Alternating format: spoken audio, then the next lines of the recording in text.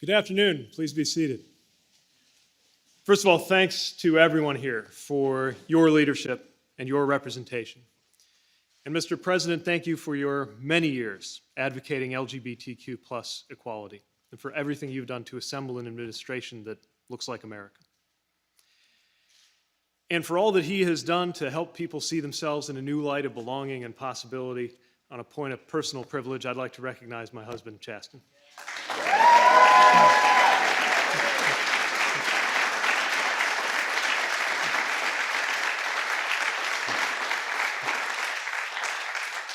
Dr. Biden, an honor to be with you as well. Even for a cabinet member, I got to tell you, being in the East Room is not something you get to do every day, and certainly not often 2 days in a row. But about 24 hours ago, with enormous pride, I sat right about there and watched the president announce a bipartisan deal to make some of the most significant infrastructure investments in the history of the Republic. And it felt good.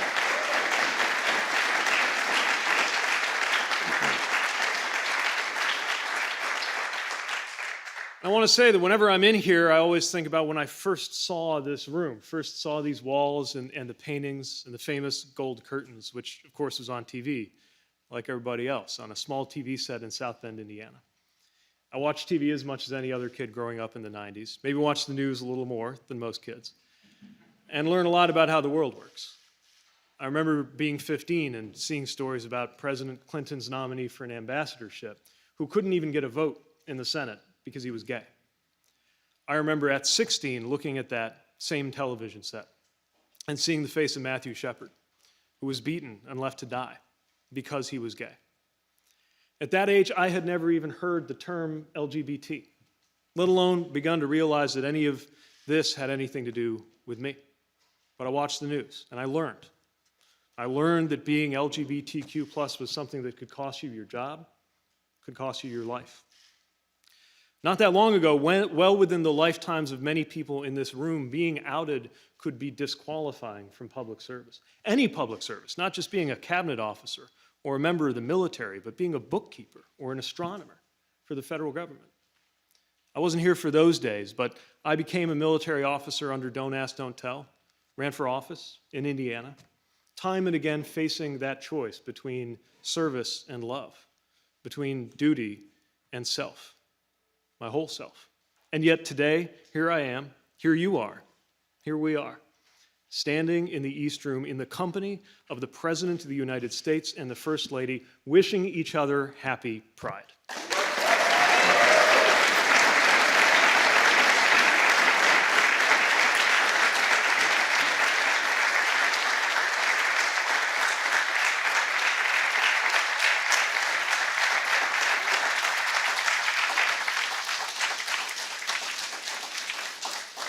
So us even being here proves how much change is possible in America. So many lives have been changed or saved by the sustained advocacy, the moral resolve, the political courage of countless LGBTQ plus leaders and allies, some elected, some invisible, some long gone, some in this room right now. Here we are, but we have such a long way to go. Around the world, LGBTQ plus people face discrimination and danger, especially in some of the same countries where democracy itself has been on the back foot lately. And here in the United States, many basic protections still do not exist. Rates of violence, especially against Black trans women, are shocking and disproportionate. And researchers found that last year, 2 in 5 LGBTQ youth seriously considered suicide. There have been great leaps forward in this country, but there are reminders everywhere about what it looks like to move backward. Not just in shocking acts of violence like the Pulse shooting that this country now rightly commemorates, but in the everyday grind of politics as rights and equality come up for debate. There's an especially dangerous political strategy arising in some states right now, as some politicians try to gain advantage by picking on transgender kids, some of the most vulnerable people in this country. There are consequences when politicians and other leaders respond to transgender people's search for equality and belonging by basically denying that someone can be transgender at all. Telling America that transgender people do not exist amounts to telling very real transgender people that they should not exist. And if you are a person in a position of responsibility, you need to understand the weight of your words. You need to understand that if you go around signaling to people that transgender youth shouldn't exist, transgender youth will hear you, and some of them will believe you. So this is a matter of life and death. And supporting and celebrating our LGBTQ plus community is a matter of compassion and decency, and it's a matter of national character, bearing on the question of whether this really can be a country of liberty and justice for all. And I am proud to work for a president and an administration that believes in that more decent and equal America. It's reflected in the very makeup of this administration, full of extraordinary out public servants, including Dr. Rachel Levine.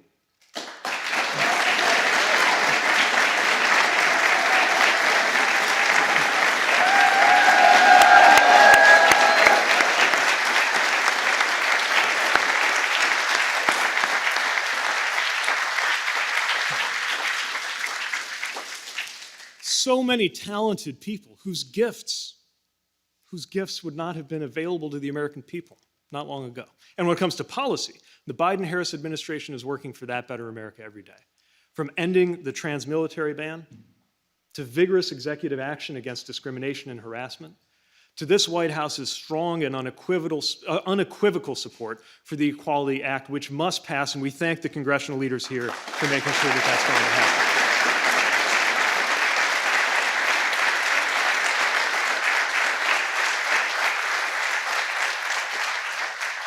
So, to everyone in this room and everyone out there around the country and even around the world, to those youth who wonder whether they belong, and especially to those for whom doubt or fear or danger mean you still can't live fully as your true self, know that a whole lot of us have your back, starting at the top, and yes, happy Pride.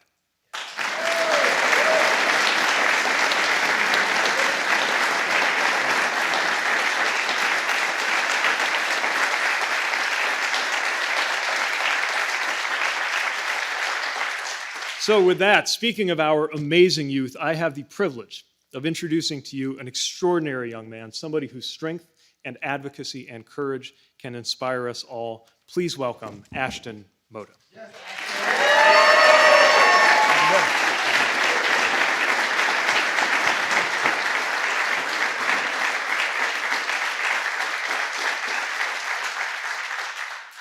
Thank you so much, Secretary Buttigieg, and good afternoon, everyone. My name is Ashton Moda. I use he, him pronouns, and I'm honored to be here with you all today. I'm a 16-year-old, Black, Afro-Latino high school student from Lowell, Massachusetts. I also happen to be transgender. This means that while I was assigned female at birth, I've always known in my heart that I'm the young man standing here before you today.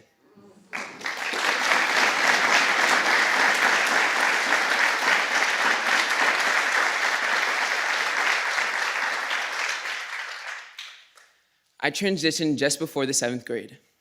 I decided to tell my mom on my 12th birthday, yes, my birthday, because in my head I thought, well, she can't get mad at me on my birthday. I was scared because I didn't know how she would react, but she told me she loved me, that I was her child, and she would support me so I could be the person I was meant to be. My parents believe that me, my 4 siblings, and all children deserve to be loved and celebrated for who they are. Most people take having a loving home for granted, but for so many, including for 2 of my siblings, having a loving home can save lives. After coming out, it didn't take my family and me long to realize and learn that there are many transgender youth, especially transgender youth of color, who are not supported by their families and therefore experience homelessness. 2 of my siblings are young, transgender women of color and are a part of the foster care system. I've been with my family for a little over 2 years, and I've witnessed firsthand how surrounding them with love and affirming who they are has allowed them to grow into the beautiful souls that they have always been. It's simple. When children are loved, we thrive. Because of the love and support I've received, I've become a proud advocate for the trans community. After I came out, I fought a bill in the Massachusetts legislature that would have harmed young transgender Americans. I also am a leader with the Gender Cool Project, a nationwide movement that lifts up the positive stories of young transgender and non-binary people by showing people who we are, not what we are. We are future software engineers, teachers, elected officials, and change makers. These are the stories we tell. Most people have never met someone who is transgender, but when they meet us, see us, and hear our story, they realize we're just like all other young people. We sleep in late, we love spending time with our friends, and we make our communities better.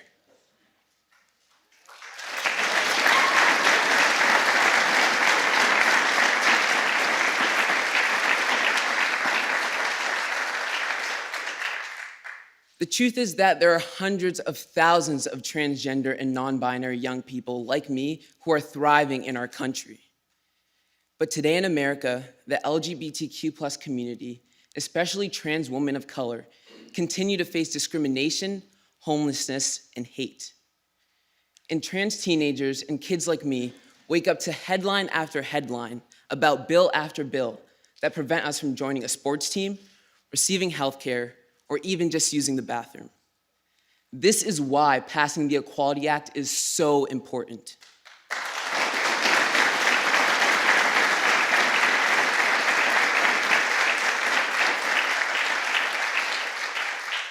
It will give LGBTQ+ people like me the opportunity to walk into the world as our true, authentic selves without having to worry about discrimination just because of who we are or who we love. I want to thank President Biden for the protections his administration has put in place for LGBTQ+ people nationwide. While we know there's work to be done, these efforts are deeply meaningful to so many young people like me. President Biden has always stood up for his family, and I know he'll always stand up for my family too. Mr. President, thank you for having our back.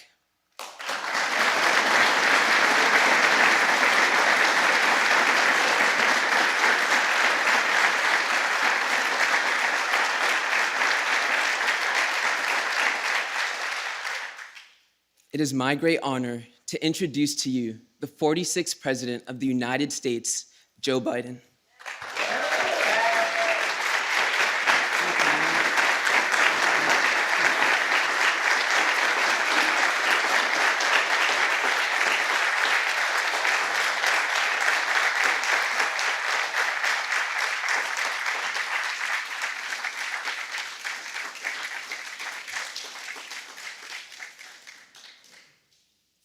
My name's Joe Biden. I'm Jill Biden's husband.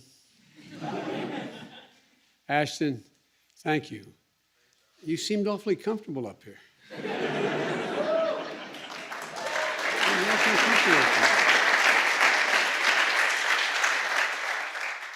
I don't know. I'm not sure I'll be around, but you know, if you're here, just don't pretend you don't know me, okay? Your story, your leadership, and your mom is an inspiration. Your mom.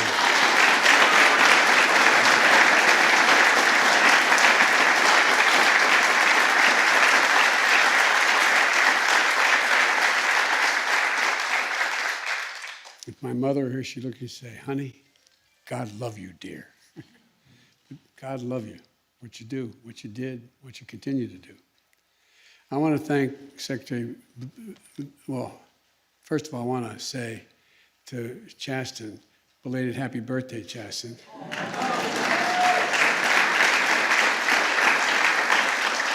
If you could hear us inside, we were singing happy birthday to him. We got a bunch of cupcakes, but not enough for everybody. Mr. Secretary, thank you. You're the best, man.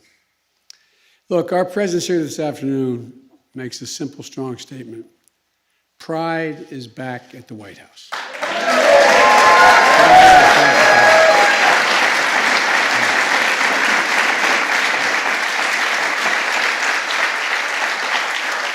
For this community, for our nation, and for the world, Pride Month represents so much.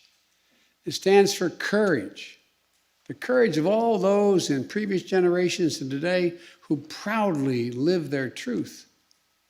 It stands for justice, both the steps we've taken and the steps we need to take. And above all, Pride Month stands for love.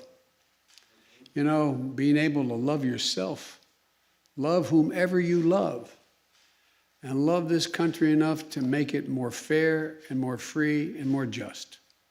You know, during the campaign, Tim Gill and Scott Miller, and one of them is here today. I don't want to embarrass him. He always gets mad when I do that. Brought me and Jill to visit the Stonewall Inn. I wanted to go, and they offered to take me. We wanted to pay tribute to that hallowed ground that represents the fight to ensure that all people are treated with dignity and respect. Just a few minutes ago, surrounded by the survivors of family members we've lost, I signed a bill consecrating another piece of hallowed ground, the Pulse nightclub. And I want to thank all of the members of the United States House of Representatives and the United States Senate for standing up and making sure that will never be forgotten, never be forgotten. The site of the deadliest attack affecting the LGBTQ plus community in American history. It's now a national memorial. This month, on the way to the office, I walk through from the residence to the Oval Office every morning. I walk through a hallway lit with rainbow colors of pride, which you'll have a chance to see in just a few minutes. You'll see a candle carried during the AIDS vigil in the early 90s by a pair of sandals belonging to Matthew Shepard. They're reminders of how much this community has suffered and lost. We're also reminders of this community's incredible resiliency, incredible contributions, including, we just saw, the National Football League and the National Women's Soccer League. All of you here, Henry Munoz and Kyle, good to see you, man. I had the opportunity to officiate at their wedding.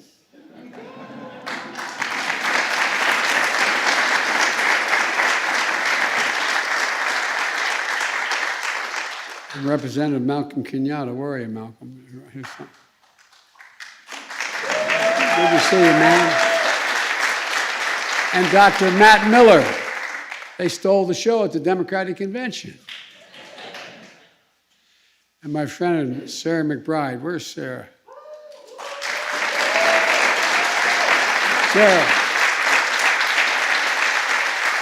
Sarah worked closely with my son, Bo, when he was Attorney General of the state of Delaware and is now serving Delaware as well as one of the first openly transgender state legislators in history. Senator.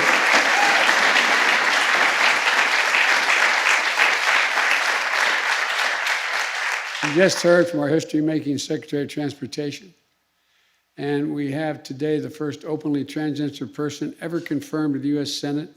You just met her, Dr. Levine.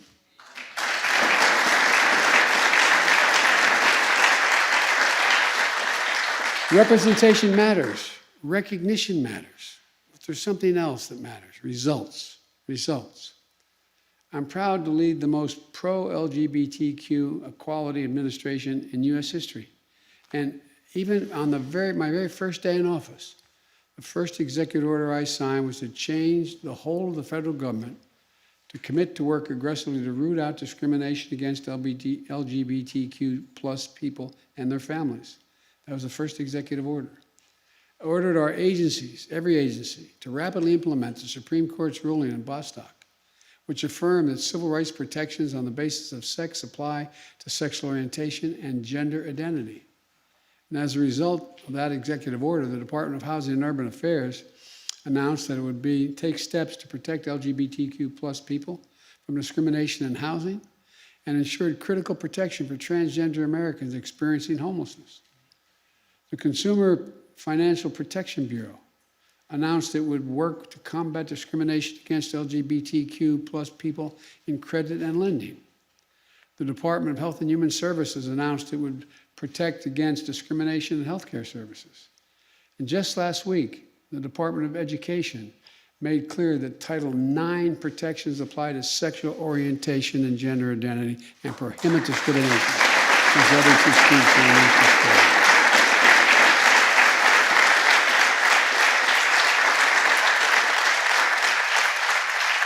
And a moment ago, I signed an executive order to advance diversity, equality, inclusion, and accessibility across the entire federal workforce.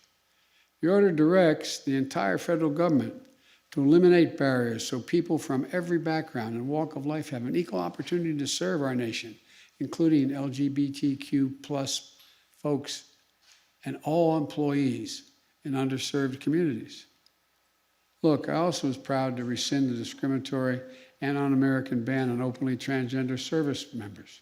Today, we're joined by Lieutenant Colonel Bree Friend. Bree, Colonel. Thank you.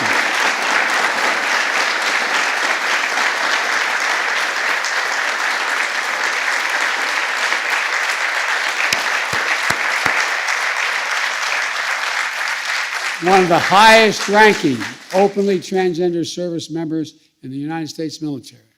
Lieutenant Colonel Friend, thank you for your service to our nation. We owe you. Thank you. And everyone who has served, everyone deserves absolute high quality of health care. That's why I was so pleased that last week, Secretary McDonough announced the Department of Veterans Affairs is beginning the process to provide more comprehensive gender-affirming care for our nation's transgender veterans. We're also making equality the centerpiece of our diplomacy around the world. We believe LGBTQ plus rights are human rights. In February, I signed a presidential memorandum establishing that it's the policy of the United States to pursue an end to violence and discrimination on the basis of sexual orientation or gender identity. This month, pride flags are flying, as some of my friends in the Obama-Biden administration who are openly gay, they are flying in more than over 130 U.S. embassies around the world.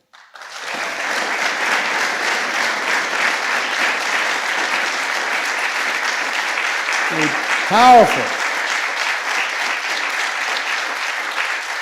powerful symbol of our commitment to safety, dignity, and opportunity for all. And today I'm proud to announce that Jessica Stern, who many of you know as an LGBTQ plus special envoy at the State Department. And yes, we're also making progress, but I know we still have a long way to go and a lot of work to do. But we must protect the gains we've made and fend off the cruel and unconscionable attacks we're seeing now to ensure that everyone enjoys the full promise of equality and dignity and protection. When I was vice president, I was proud, although it somewhat surprised some people in the administration at the moment. And by the way, I did tell the president that I would not go out and proselytize, but if I was asked, I would not remain quiet. The president, I was proud, have called for marriage equality along with Barack Obama, because at the time I said, love is love, period. 6 years ago tomorrow, when the Supreme Court ruled in favor of marriage equality, we were all reminded of the White House lit up in rainbow colors. Shortly thereafter, I went to New York to celebrate with my friend Evan Wolfson and a team at Freedom to Marry. The joy was palpable. But we knew then, as we know now, that our work is unfinished. When a same-sex couple can be married in the morning but denied a lease in the afternoon for being gay, something's still wrong. In over half of our states, LGBTQ plus Americans still lack explicit state-level civil rights protections to shield them from discrimination. As I said as a presidential candidate in my first joint address to Congress, it's time for the United States Senate to pass the Equality Act and put the legislation on my desk. Put it on my desk.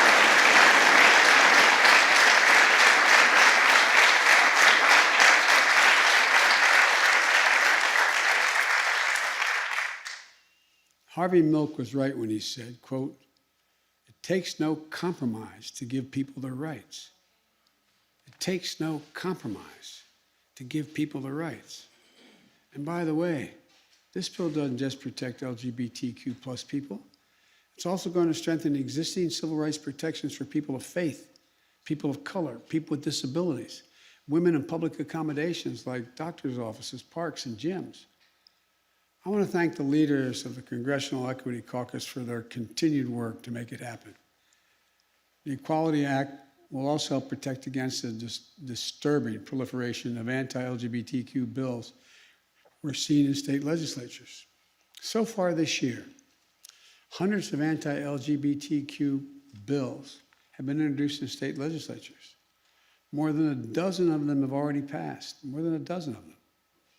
These are some of the ugliest, most un-American laws I've seen, and I've been here a while. Many of them target transgender children, seeking to prevent them from receiving the appropriate medical care, for using the bathroom in high schools while they're with the one where they'll be most safe, even preventing them from joining sports teams with their classmates. Let's be clear. This is nothing more than bullying disguised as legislation.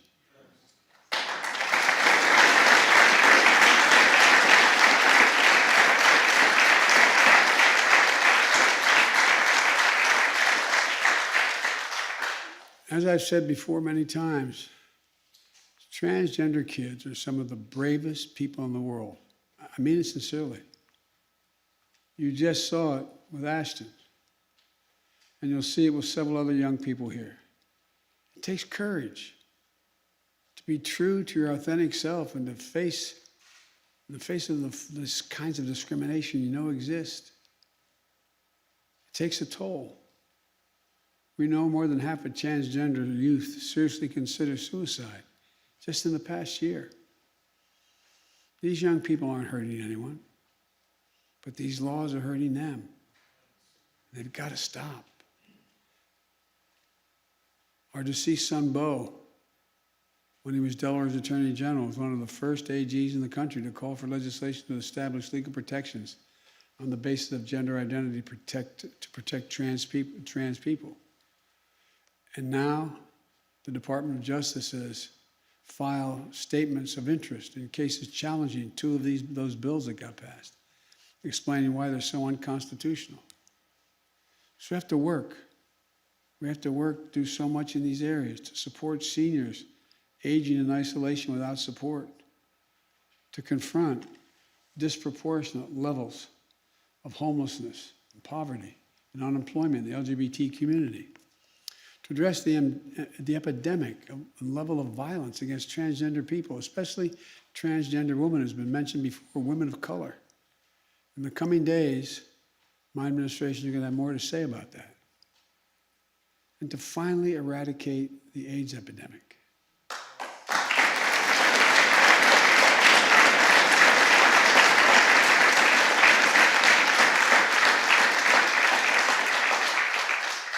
I'm not sure I'm allowed to talk about this. But our son, Bo, was a decorated war veteran, Attorney General of the state of Delaware, and should be standing here instead of me.